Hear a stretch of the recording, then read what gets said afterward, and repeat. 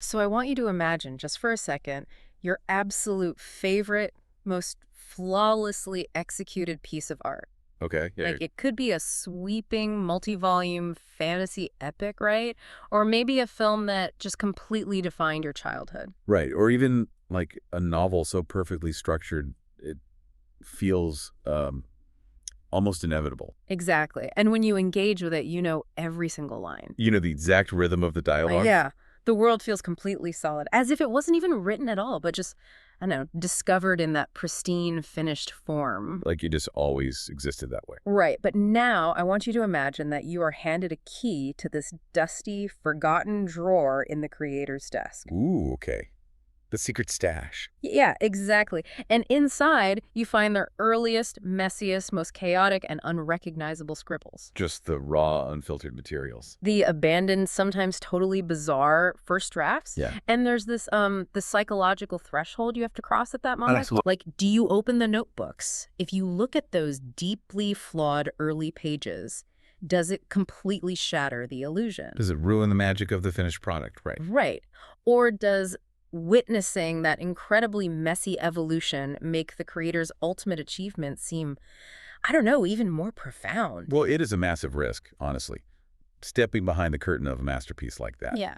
You are deliberately choosing to shatter that illusion of effortless genius. Which is hard for a lot of people. It really is, because you're choosing to see the scaffolding, right? The false starts, the dead ends. Mistakes. Yeah, the mistakes. And for a lot of people, that is deeply uncomfortable because it forces us to acknowledge that art is, well, it's labor. It's work. Exactly. Yeah. It's not just divine inspiration striking like lightning. Well, today we are choosing to take that risk.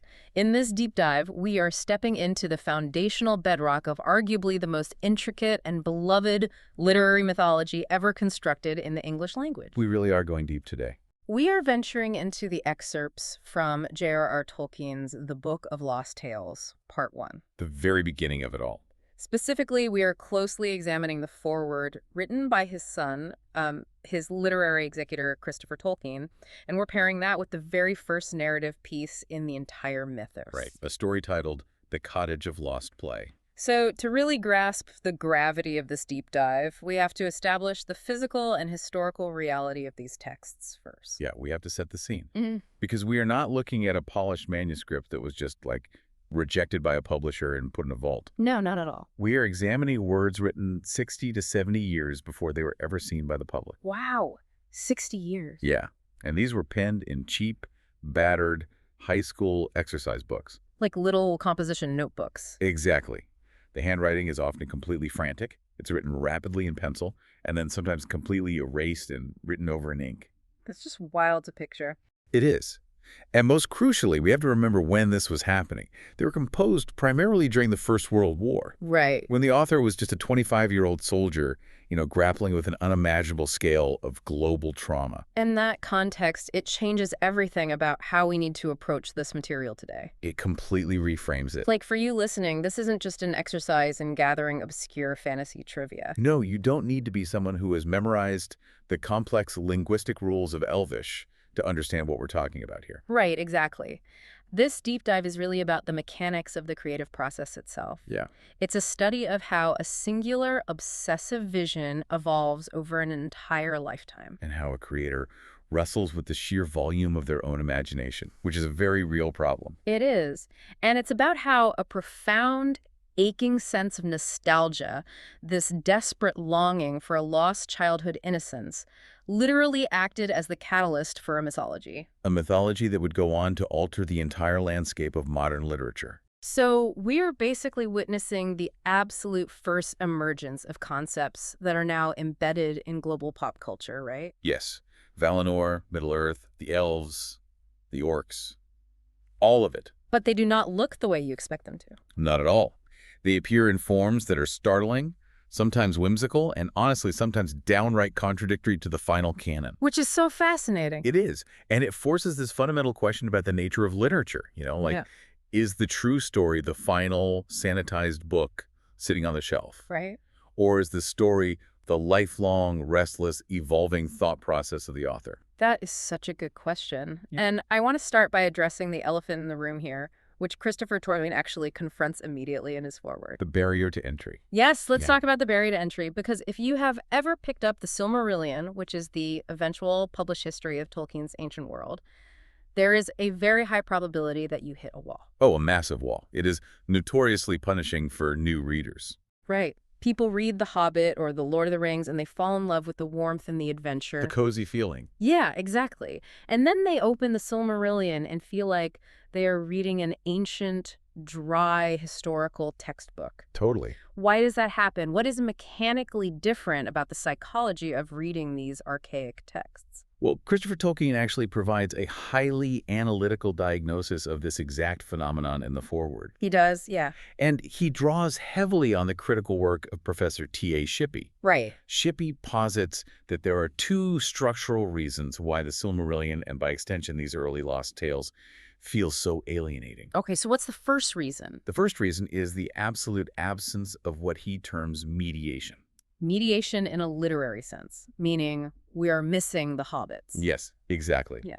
There are 0 hobbits in the first age of Middle-earth. None. And we need to understand mechanically what a hobbit actually does in a narrative to see why that matters. Right, think about Bilbo or Frodo. They are not high fantasy heroes. Yeah. They are essentially anachronisms. Yeah, they're just comfortable, slightly provincial, fundamentally modern people. Right, people who like 6 meals a day, pocket handkerchiefs, and brass buttons. And they are dropped into this archaic, sweeping epic of immortal elves, doomed kings, and ancient dragons. So the hobbits are the proxy for the reader.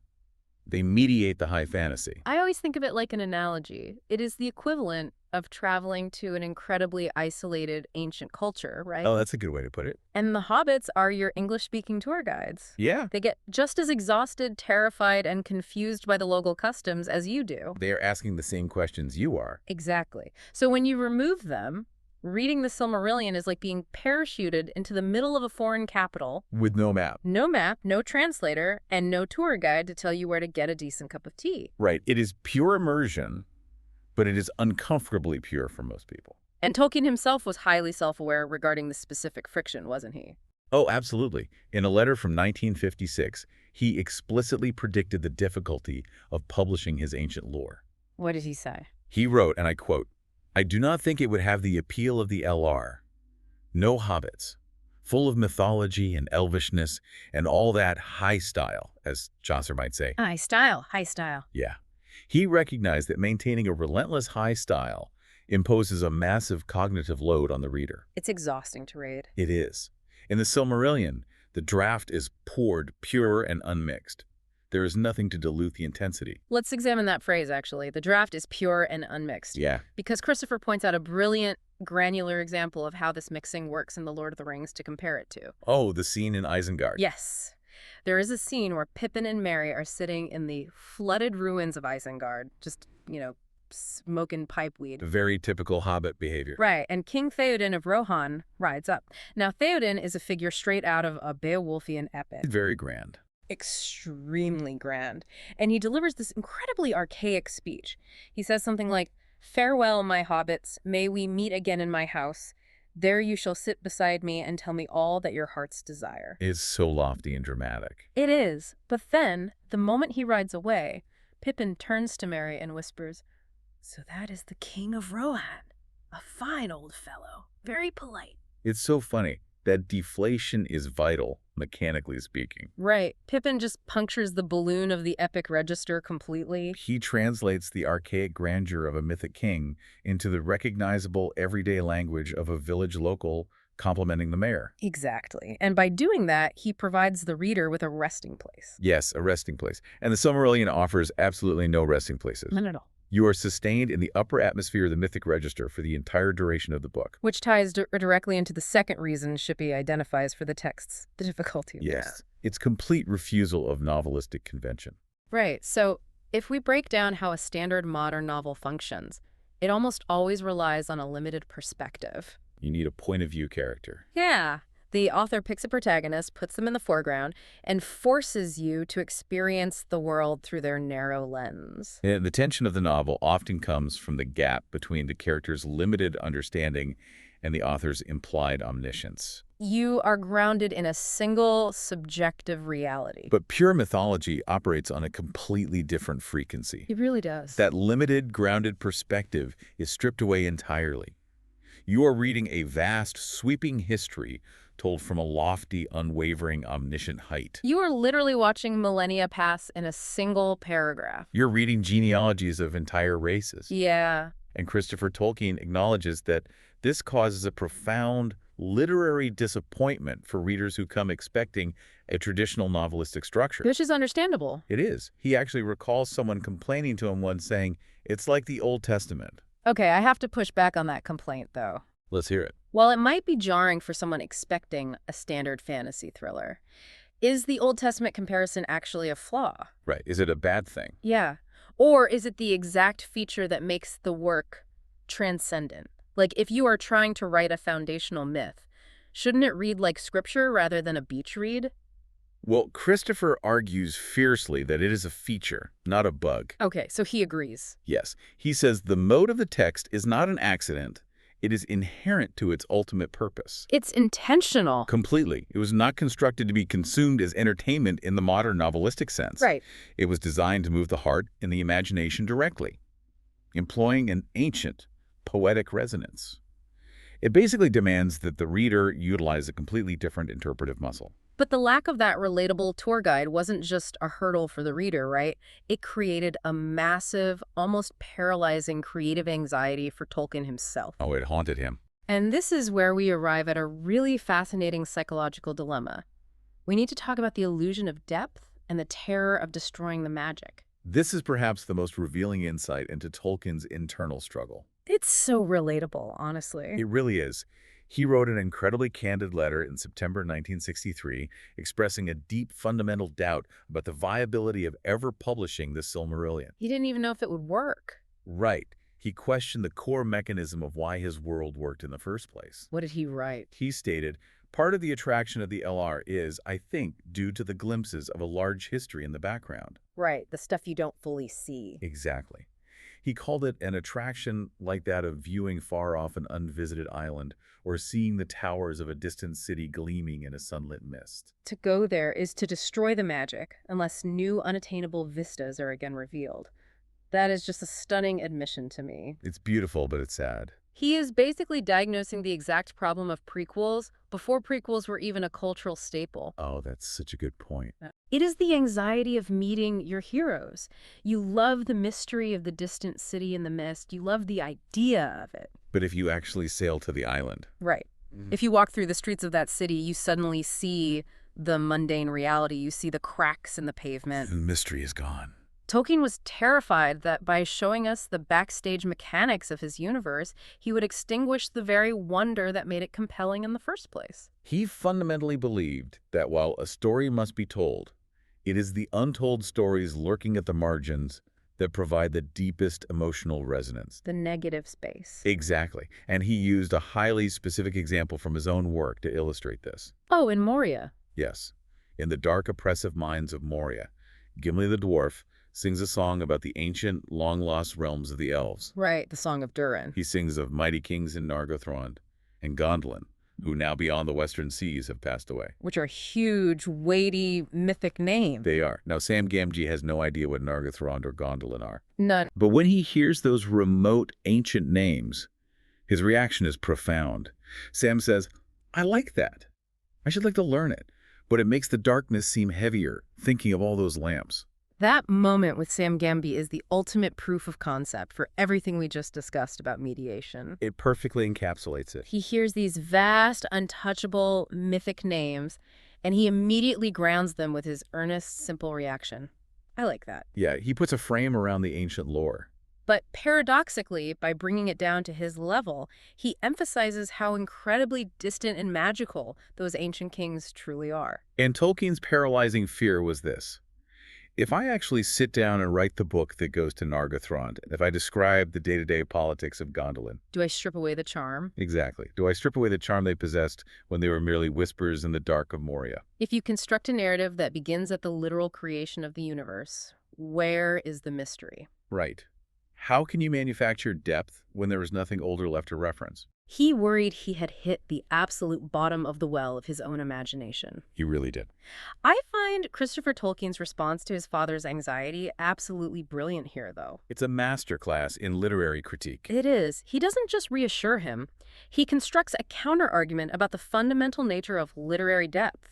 He argues that Tolkien misunderstood his own accomplishment. Christopher argues that depth is not a synonym for an infinite linear regression of older and older mysteries. You don't just need a constantly receding horizon. Right. You don't need that to create the illusion of history. Instead, depth is generated by the complex emotional relationship between different temporal layers existing within the same conceptual world. But there is a catch. Always a catch. To perceive that depth, you have to establish a specific vantage point. Yes. And what exactly do we mean by a vantage point in this context? Let's break down the mechanics of how a reader actually experiences this text. Okay, yeah, let's do that. It means you cannot read the mythology as a flat, objective encyclopedia of facts. You can't just read it like Wikipedia. Exactly. You have to project yourself inside the imagined flow of time. You must consciously position yourself alongside someone like Sam Gamgee, standing near the end of the Third Age, and look backward across the millennia. Oh, I see. The sheer existence of The Lord of the Rings, the fact that it established such an intensely realized, grounded present, is what provides that vantage point. That makes a lot of sense. So when you finally read the Silmarillion, you are not reading a standard narrative. No. You are reading the compendious, tragic lore that haunts the later stories. Precisely. So the distance isn't lost, it's just experienced differently. The narrative style itself does the heavy lifting. Because it implies centuries of oral tradition, of poetry, of information being degraded and exalted through transmission. It is not an urgent thriller. There is no ticking clock pushing the plot forward. Right. Nobody is trying to defuse a bomb. Instead, the entire text is weighted with this immense, poignant regret. We were reading an autopsy of a magical world. That's a haunting way to phrase it, but it's true. You do not experience the shining jewels, the Silmarils, with the same terrifying, visceral immediacy that Frodo experiences the One Ring. Right. You are seeing the Silmarils refracted through the lens of countless ages of sorrow, bloodshed, and song. The depth is maintained because the subject matter is inherently lost to time. This philosophical debate about how to present the lore naturally leads us to a massive, highly controversial editorial decision, doesn't it? Oh, the big one. Yeah. Christopher Tolkien eventually did publish the Silmarillion in 1977, 4 years after his father passed away. Right. But to get a cohesive book onto store shelves, he had to make choices that fundamentally altered how the public perceived the mythology. He was at a very tough spot. And analyzing those choices explains exactly why the Book of Lost Tales had to be published later. So when Christopher brought the Silmarillion to the public in 1977, he presented it as a singular, authoritative, standalone volume. Right. One solid book. However, in the foreword we are examining today, he offers a staggering retrospective admission. He essentially says he made a mistake. Yes, he says publishing it in that format might have been a critical error. Why? The reason is that the 1977 text lacks any internal framework. There is no suggestion within the boundaries of the imagined world explaining what the book is, who wrote it, or how it survived to be read. Which is a massive departure from how Tolkien normally operated. Completely different. Like in The Lord of the Rings, the text justifies its own existence. Right. The Red Book. Yes. At the end of the story, Bilbo Baggins literally hands Frodo physical books of lore that he compiled in Rivendell. They're bound in red leather, labeled translations from the Elvish. It's all physically accounted for in the world. That was the intended framework for the ancient mythology. The Silmarillion was supposed to be those specific red leather volumes translated by a hobbit. But Christopher stripped that framing device away in 1977. He did. And by stripping away that fictional framework, and by attempting to force 50 years of disparate, constantly contradicting manuscript drafts into one seamless, internally consistent narrative. It's an impossible task. Right. Christopher realized he had imposed a transverse cut on the mythology. Transverse versus longitudinal. We need to define these terms rigorously because they are basically the skeleton key to understanding this entire deep dive. Yeah, let's unpack that. What happens when you apply these clinical, almost surgical terms to a work of fantasy literature? Okay, so a transverse cut is a cross-section. It is taking a living, breathing organism, stopping time at one specific millisecond and declaring this is the definitive static version. It is a snapshot. Exactly, it's a snapshot. But Tolkien's mythology never actually existed in a static state. Never. It existed longitudinally across time. It was a fluid, shifting entity that grew, shed its skin, contradicted itself, and enlarged over 60 continuous years of the author's life. I want to use an analogy here because I want to push past the simple idea of rough drafts. Yeah, rough drafts doesn't really cover it. Calling this a rough draft doesn't capture the scale at all. The transverse Silmarillion is like looking at a pristine, finished Victorian mansion, right? Okay, I like this. It looks cohesive and designed with a single intent. But the longitudinal view, the Book of Lost Tales, is like excavating the ground beneath that mansion. Oh, wow. It's an act of literal literary archaeology. You dig down and find that the Victorian mansion is built on top of medieval foundations, which are built on top of Roman ruins, which are built on top of an Iron Age settlement. And the landscape itself dictated changes over centuries. Yes, that is a much more accurate representation of the reality of these texts. It really is. And when you perform that archaeological dig, when you actually open the Book of Lost Tales, the foundational ruins you discover are shockingly alien compared to the Victorian mansion we know. They are so weird. In these early notebooks, the elves are repeatedly referred to as fairies or fays. Words Tolkien would later completely passionately reject. Exactly.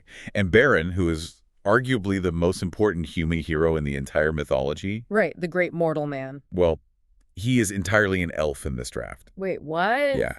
And his great captor is not the Dark Lord Sauron. Okay. Who is? It's a monstrous demonic cat named Tevildo, the Prince of Cats. Wait, I have to stop you there. I know, it's wild. Beren is an elf, and Sauron's prototype is a giant demon cat. Yes.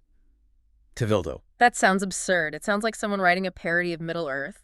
And wait, what about the dwarves? Oh, the dwarves, who we view as noble allies in the later books, are depicted as a wicked, treacherous people here. This is crazy. Why does uncovering these bizarre early drafts matter, though? Like, beyond just providing trivia for superfans, what does analyzing Tevildo the cat actually teach us? That's the core question, right? It teaches us the mechanics of how profound thematic resonance is achieved by an author. Okay. Let's look at Beren.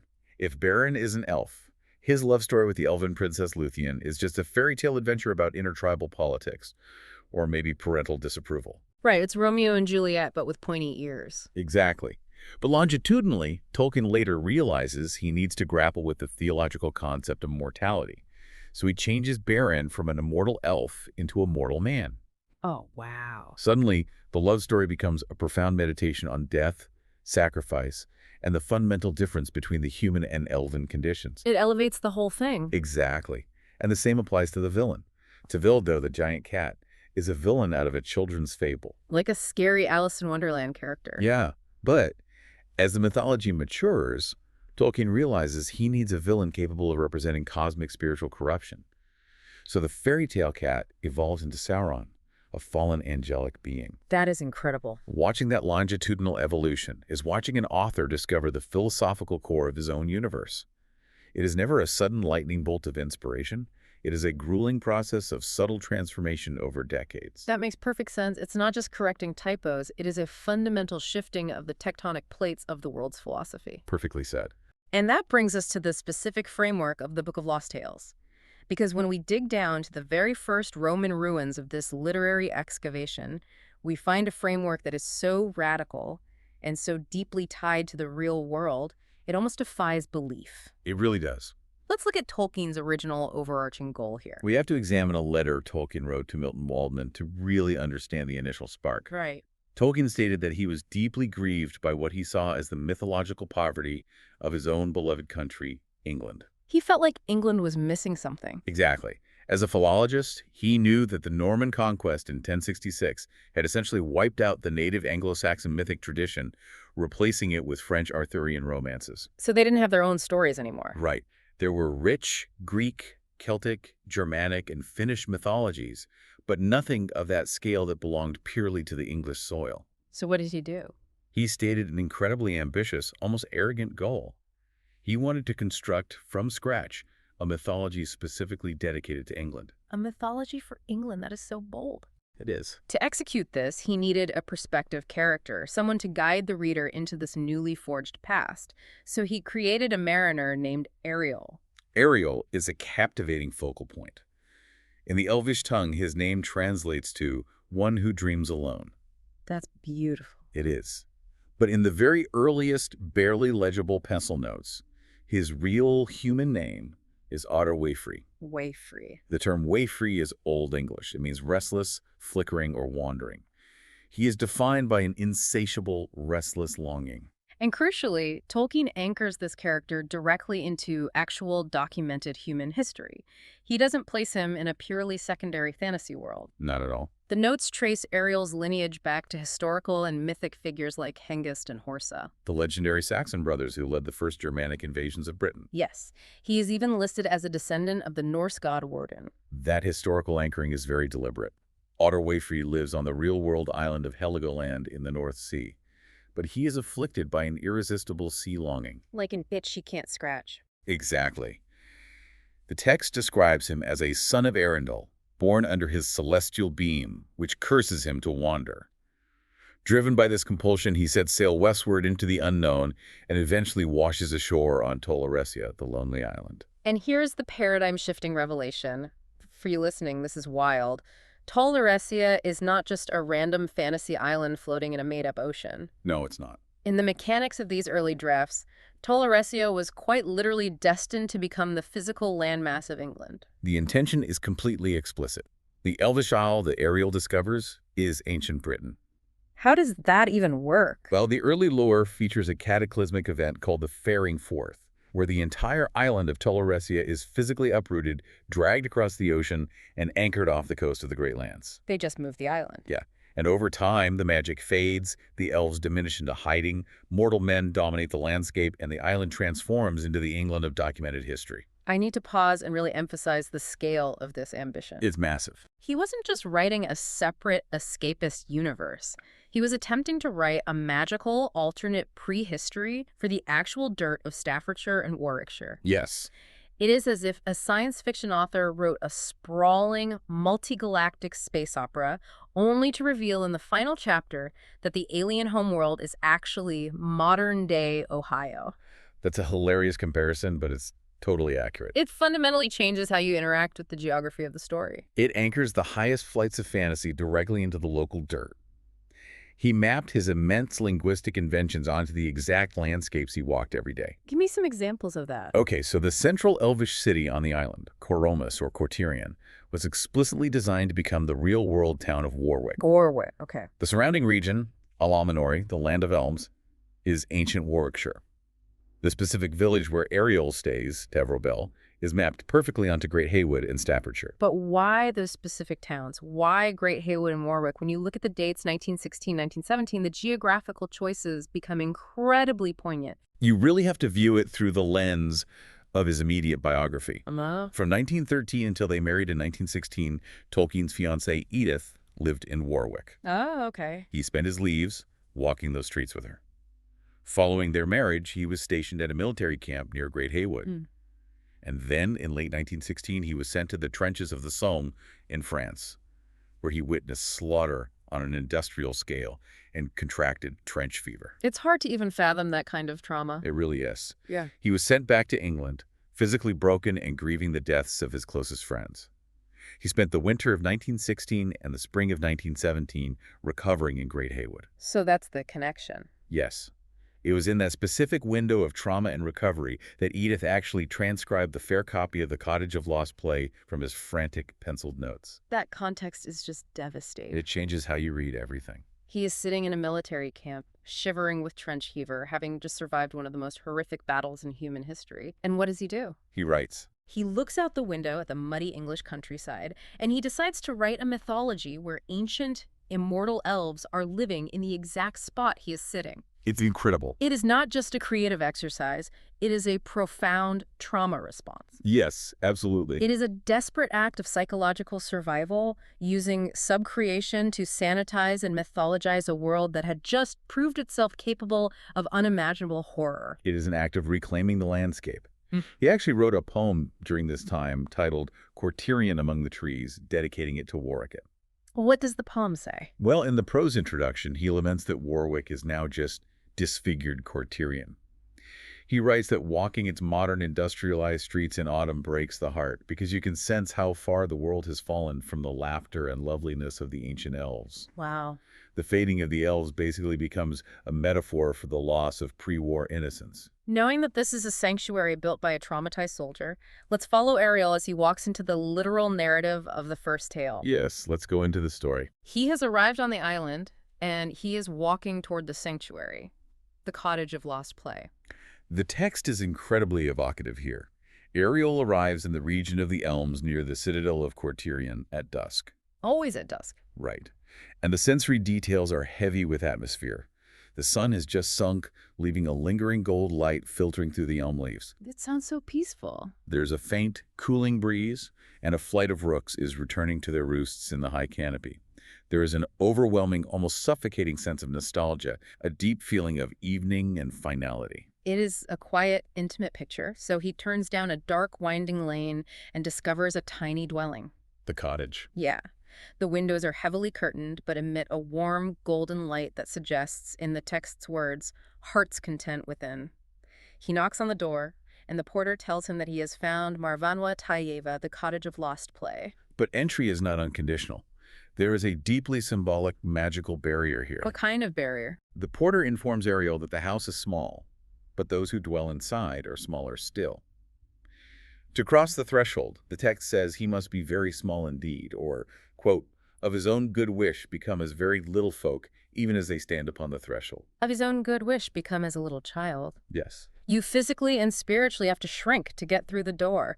You have to willingly divest yourself of your adult stature, your cynicism, your rationalism. You literally check your adulthood at the door. It is completely opposed to the grim martial epic we associate with later Middle-earth.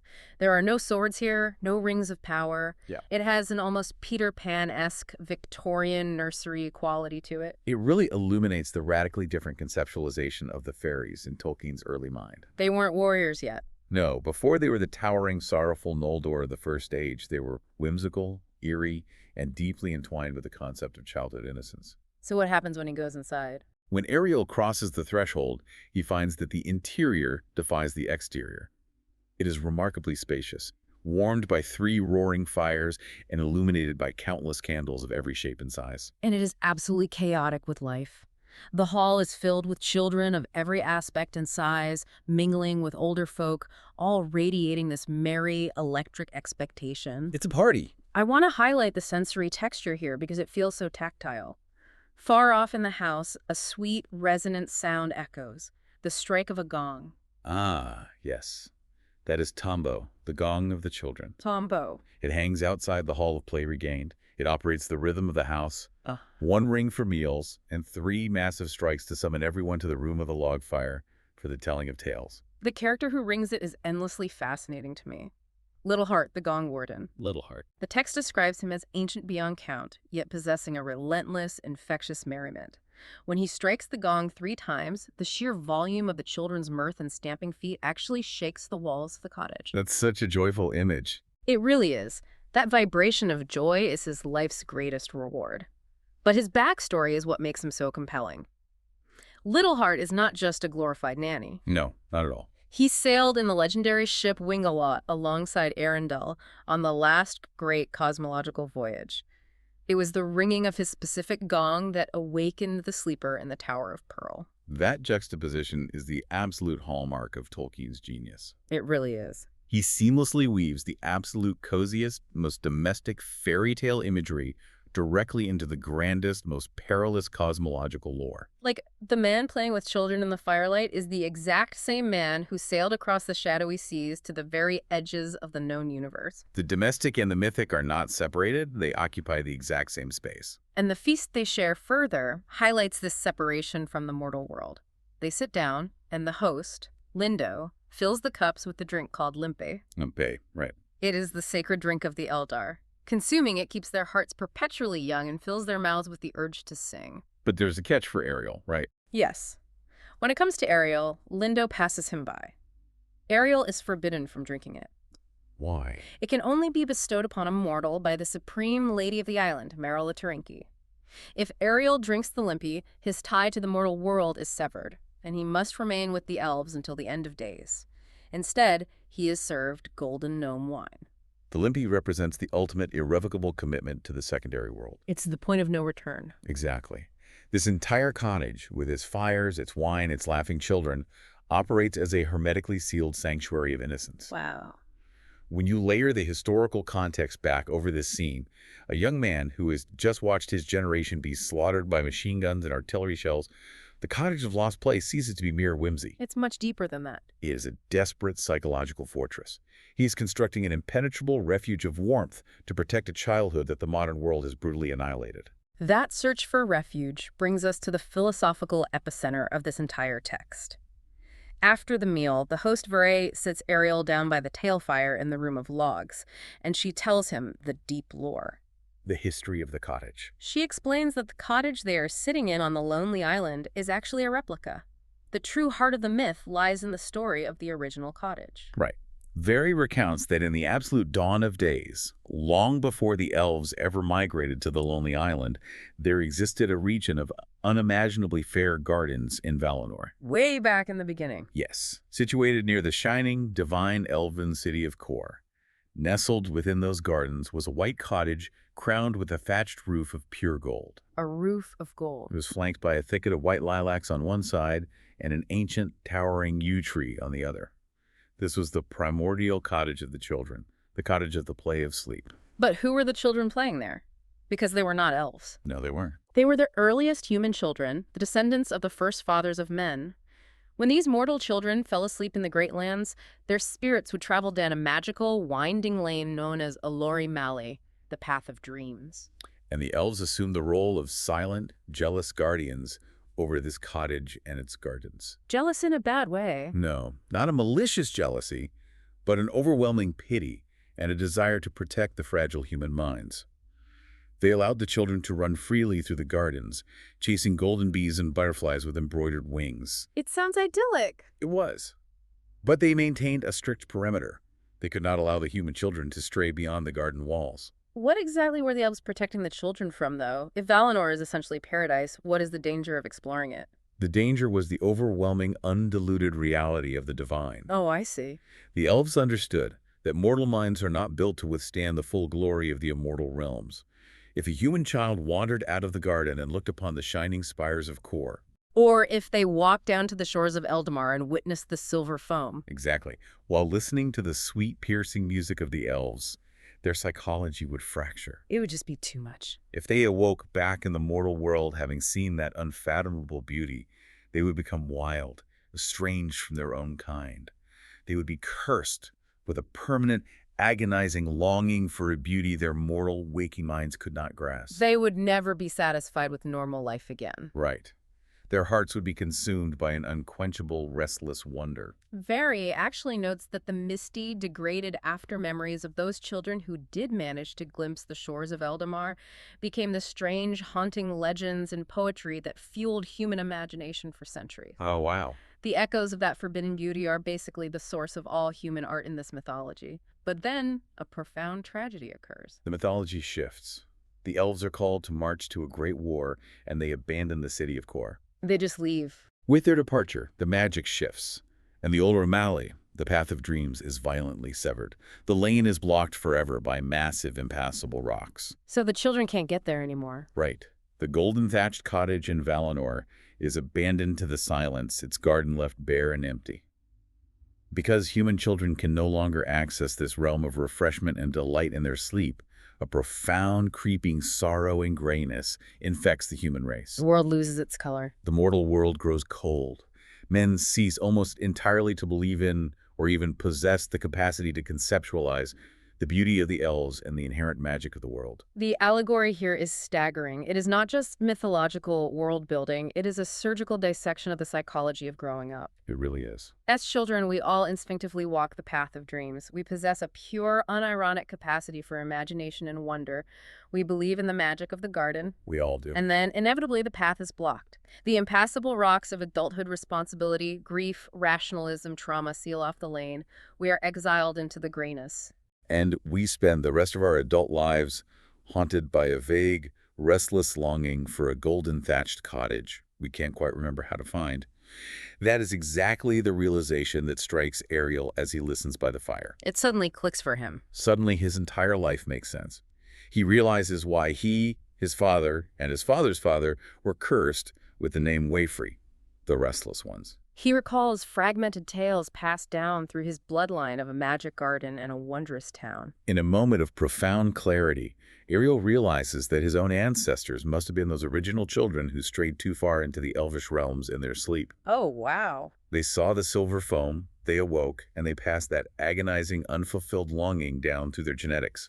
His life on the ocean wasn't just aimless wandering, it was a subconscious attempt to sail back to the garden of his childhood. And the beauty of the tragedy is the elves' response to all this. Lindo and Very built the replica cottage of Lost Play on the Lonely Island as an act of cosmic empathy. Yes, to truly fix it. They built it to preserve the old songs and to attempt to heal that severing.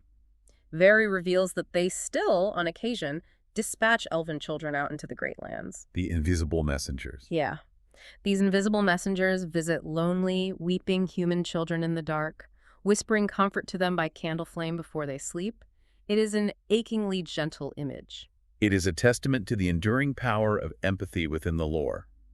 Christopher Tolkien actually includes fragments of a poem his father wrote in 1915 titled You and Me in the Cottage of Lost Play, which perfectly distills this melancholic fading of wonder. What does the poem say? The poem speaks of wandering hand in hand through the realms of sleep, gathering pearls and shells, and then it hits the devastating turn.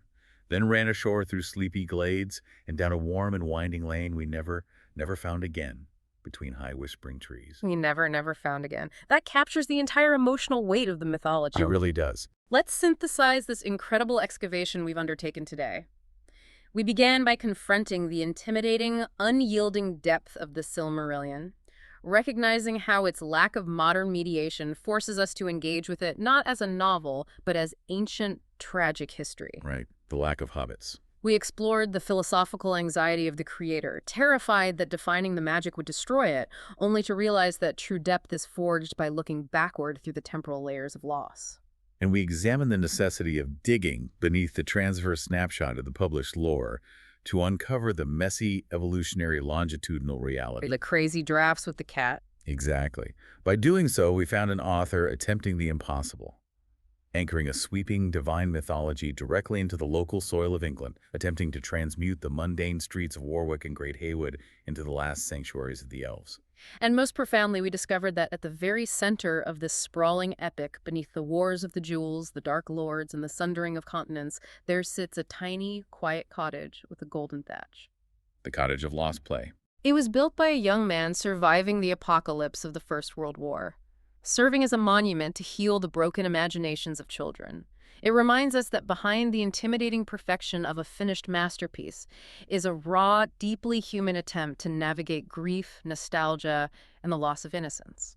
It forces us to look at the mythology not merely as a masterclass in world building, but as a lifelong evolving mechanism for processing the tragedy of the human condition. As we conclude this deep dive, I want to leave you, the listener, with a thought to examine in your own life. A takeaway. Tolkien wrote that the original Path of Dreams was permanently blocked by impassable rocks, exiling humanity into a gray, rational world where the magic of the elves was forgotten. Right. But consider your own internal landscape.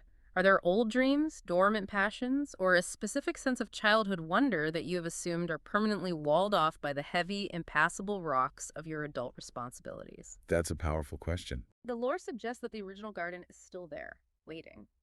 Perhaps the Cottage of Lost Play isn't actually lost at all. Perhaps, like Ariel standing in the dusk of the lonely island, you just need to be willing to divest yourself of your adult stature, to make yourself small enough at the threshold to walk back inside.